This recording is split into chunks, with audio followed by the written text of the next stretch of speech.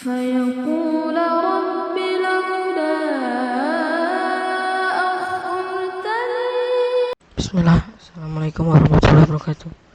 Innalhamdulillah nahmaduhu wa nasta'inuhu wa nastaghfiruh wa na'udzu billahi min syururi anfusina wa min sayyiati a'malina. May yahdihillahu fala mudilla lahu wa may yudlil fala hadiya lahu. Asyhadu an la ilaha illallah wa asyhadu anna Muhammadan abduhu wa rasuluh. Amma ba'd. Oke, hari ini aku akan menjelaskan tentang kejadian Al-Amin yang dialami oleh Rasulullah SAW.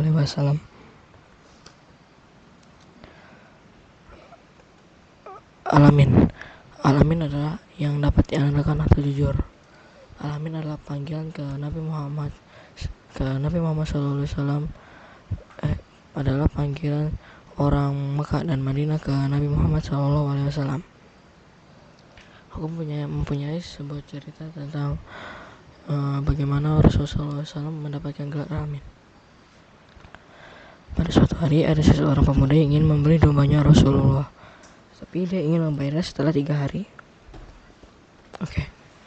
Dan Rasul menjaga domba itu sampai 3 hari dan sampai malam, dan keesokan harinya selama 3 hari 2 malam seorang pemuda itu mendatangi Rasulullah SAW untuk membayar uang dombanya, dan Rasulullah SAW mengasihi domba, dan makanya itu seorang itu memberi nama Al-Amin, yaitu artinya jujur atau dapat diandalkan.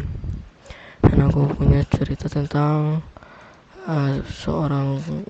sekelompok orang Quraisy yang ingin menitipkan barangnya kepada Rasulullah SAW, karena orang Quraisy tahu kalau Rasulullah SAW itu adalah amanah dan dapat diandalkan dan jujur.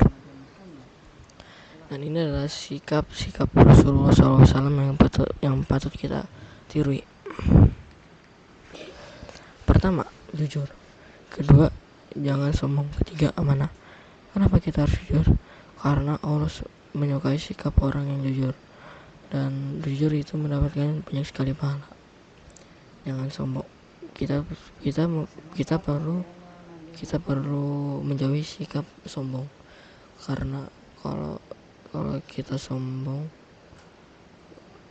kalau kita mengikuti sikap sombong, Allah akan memberi dosa besar, dan orang itu tidak suka amanah.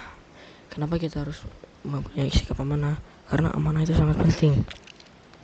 Misalnya ketika kita menjadi seorang pedagang dan kita diamanahkan untuk menjaga ketika kita menjadi seorang yang menjadi jasa penitip barang, nah kita diamanahkan untuk menitipkan barang itu.